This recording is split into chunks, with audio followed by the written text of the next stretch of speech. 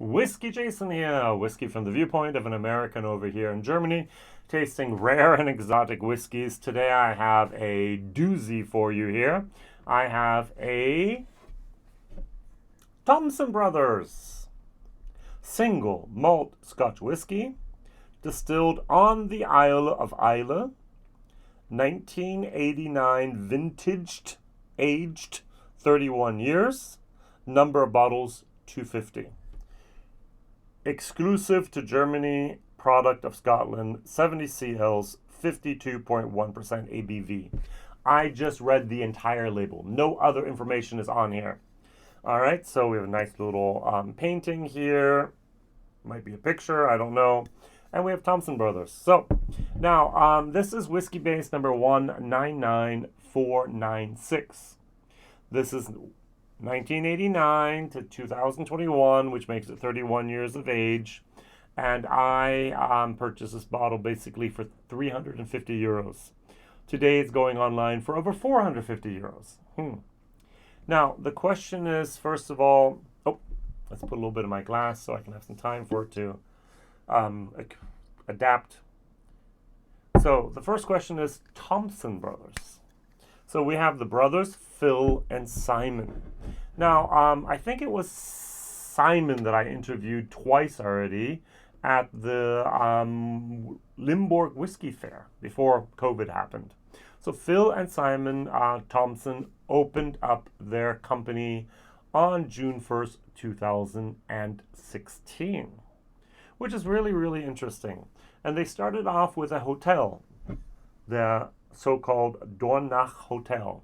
They were well versed in the whiskey bar scene before that, and they actually did a crowdfunding and were able to raise enough money for their first distillery. And then they did a second crowdfunding and expanded the distillery before they even put out their own juice. And they actually started making gin, which was award-winning and very, very, very good. And then actually after that, they did another crowdsourcing and were able to bring the bottling in-house. And so they bottle everything by hand. Now, I'm not sure if this was bottled in-house or by someone else, but there is a nice little hologram on this, which I think is very, very nice.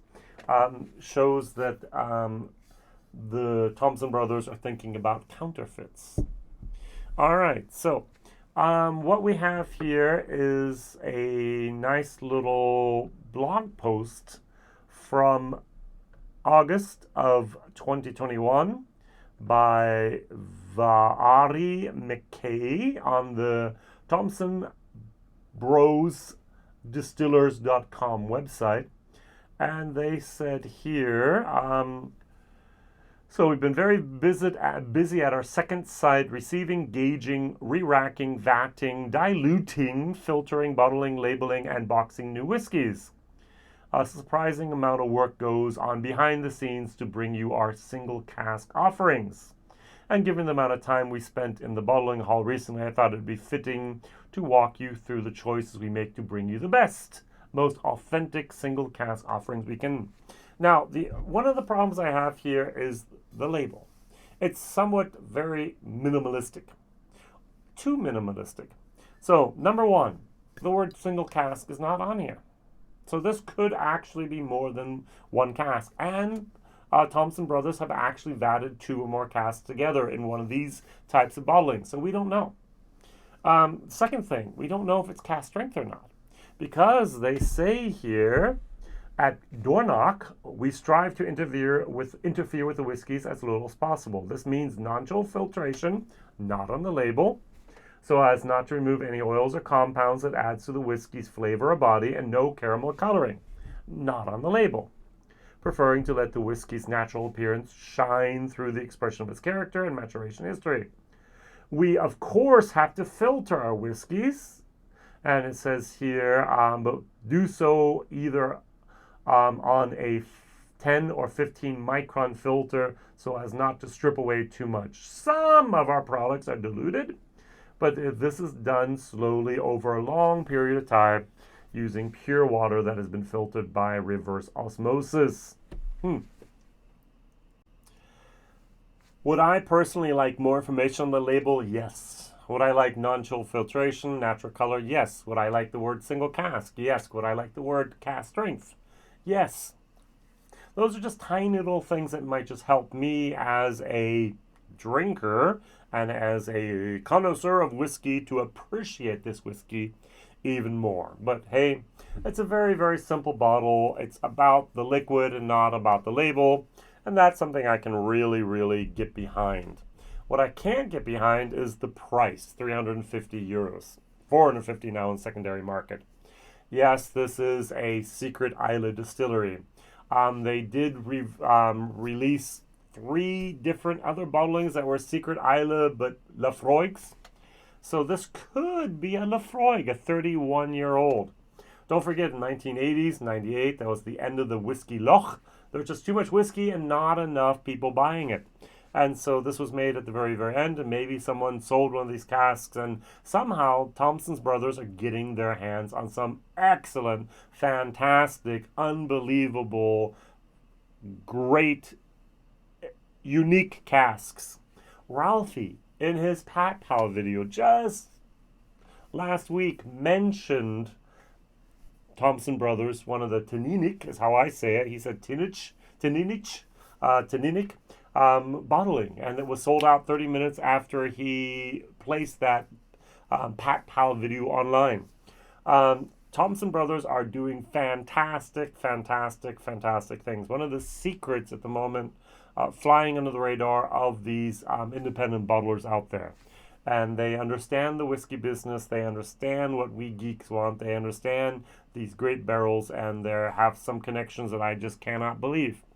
Now, I was on the island of Islay in May 2022 this year. Spent a whole week there, Saturday. Visited all the distilleries that were open. Coila at that moment was closed due to renovations, but every other one we visited, and I also visited Laphroaig.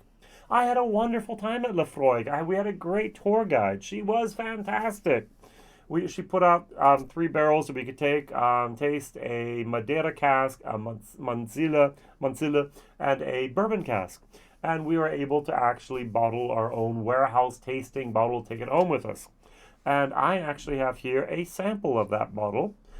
This was cask number 126. It was a bourbon, and it is cask strength at 49.6%. This actually even has a Whiskybase number, which I find is fantastic because someone else did this in June and he posted his online. So this is Whiskybase number 132021. Spent 5 years in a bourbon cask, spent 1 year in a quarter cask, and then spent another 12 years in a bourbon cask again. So 18-year-old Laphroaig, cask number 126, only available through the warehouse tasting directly on Islay at Laphroaig. And so I have a little bit of a benchmark here, what I can refer to and see if I get this. Now, Sash from Whiskey Fun actually did a review on this whiskey. He said, "We've heard things about this bottling. Color, light gold. Nose, smoked oils, soot, paint, marzipan, paraffin on plastic. Almond milk, fresh walnut skins, hand cream, seashells, and Riesling. All right.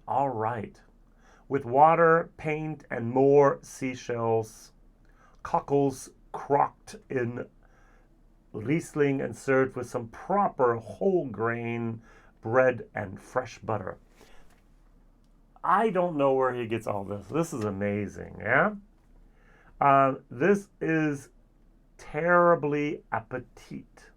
Where are we going to be allowed to sit down to eat? Mouth. Neat, epic, and glorious. The taste of time, really. All reminiscent of an old library, old books, old British car. Oh, right, Jaguar. Leather polish, varnish, LP records, lemon syrup, almonds, and walnuts. Miso soup, even sake. Wow. What an amazing complexity. With water, complex and unbeatable, stunning, salty waxes of all kinds.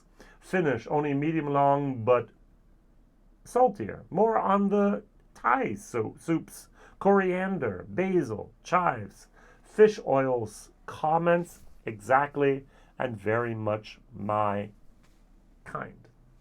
Now, that was the best review online at YouTube you're going to see about this whiskey, because everything I say, I'm not worthy. I am not a peat head. I did a blind tasting with 6 different Islay whiskeys. Laphroaig 18 lost. It was last place by a mile. Not just with me, but with the 30 other people tasting it as well. Now, sometimes we just say, those are the rules of blind tasting, Jason. Yes, but I'm not a great fan of Islay peated whiskeys, and I'm definitely not a fan of Laphroaig. And so if I take a look at this, oh yeah, it's Laphroaig. Thanks, but no thanks. If I smell this, oh, it's much less of that peat, but yet there's that fish oil moment. Now, as a teenager, as a young boy, I went fishing a lot. And I would have a fishing rod, and I had my fishing box, and in that fishing box I would sometimes actually have a glass with like fish eggs in there, and there was that fish oil, and I could actually put on the hook one of those eggs, throw it in the water. They were scented, and the fish came, and hopefully they had a bite, and I was able to catch some fish.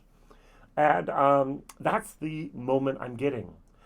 I, WhiskyJason over here in Germany, do not want fish oil in my whiskey. Now, Louise from JJ Corey has some 29, 30-year-old single malts from Ireland. Those single malts from Ireland have this unique, I call it lime sherbet flavor.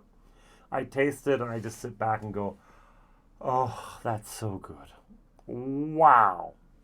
And I'm sure there's people like Sash from Whiskey Fun that go here. I'm going to read this again. He says here, wow, wow, wow. What an amazing complexity. And I'm not.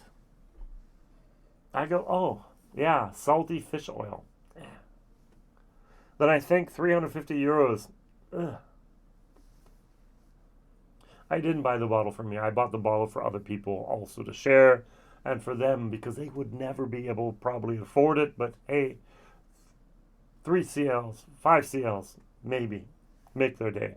And especially the people out there that are maybe from born in 1989, looking for an Islay whiskey. Ta-da! There's a sweetness, there's a little bit of a citrus moment going on here. But I get a lot of that salty fish oil moment.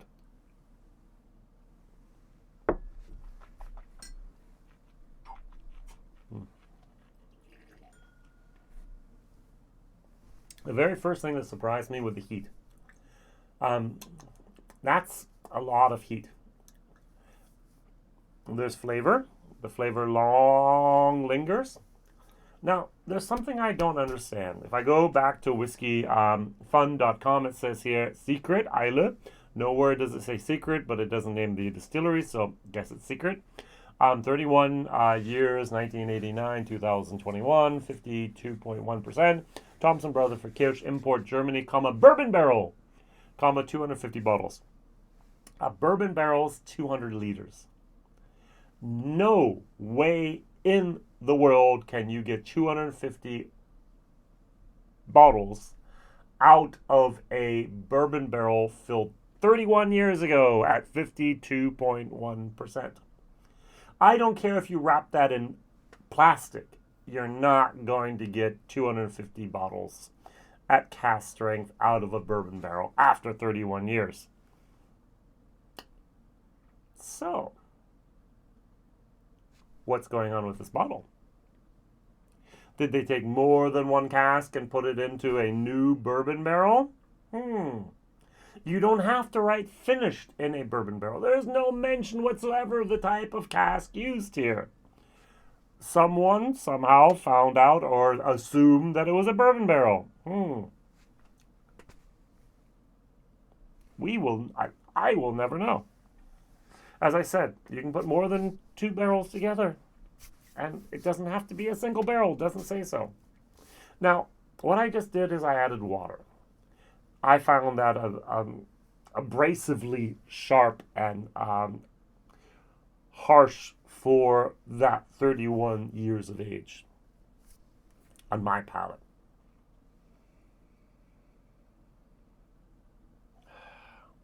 I get a tiny little bit of like that when you have sushi and you have it wrapped up in the seaweed and the seagrass. I'm getting a little bit of that seaweed, seagrass moment. It's very, very typical, the peat of Islay here, especially that old Islay peat.